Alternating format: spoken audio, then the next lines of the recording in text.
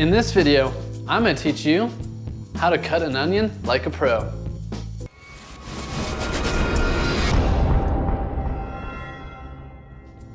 Onions are one of the most consumed vegetables on the planet. They add a lot of texture and flavor to your foods, and there's many different types.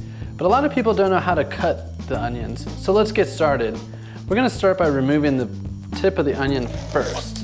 With this allows us to have that flat edge, so again, the food's not wobbling around.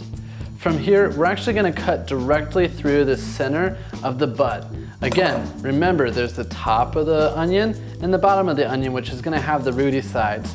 The goal is to cut off the top and cut through the rooty butt of the onion. This keeps the whole onion intact because that's where it all connects. From here, you're actually going to peel off not only just the outer layer of skin, but I also like to peel off that top layer of onion too.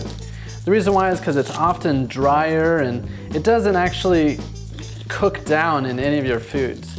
Now you can remove this completely, or a lot of times I'll actually just leave this as an extra part of the onion to grip onto.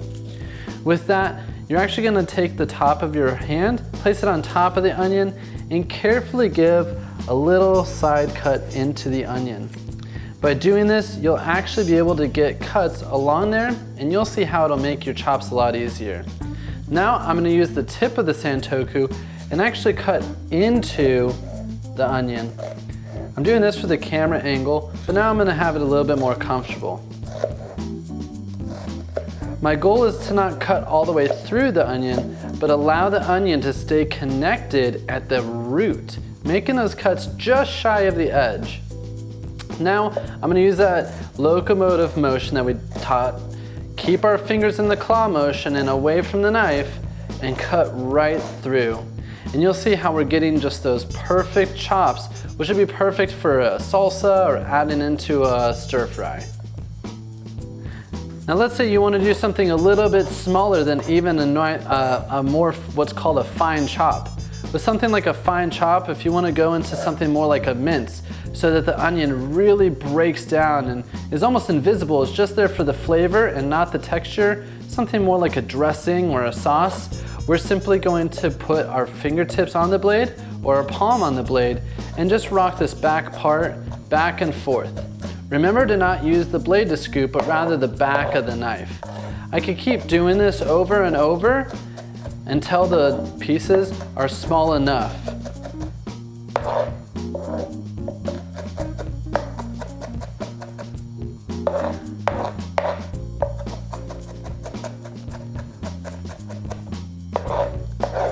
Finally, you can use the knife with the wide blade to actually scoop and move. Don't get overly crazy with this, and no need to try and make it in one trip.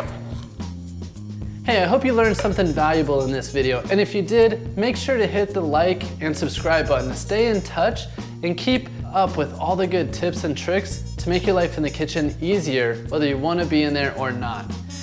I want to hear from you. What do you love using this knife for? What are your questions about the 7-inch santoku that we haven't answered? And what other knives do you want to learn how to use? We look forward to hearing and looking at all of your comments in the comment section below. We'll see you in the next video, and until then, remember, it's not the food that you serve on the table that matters most, it's who you share it with.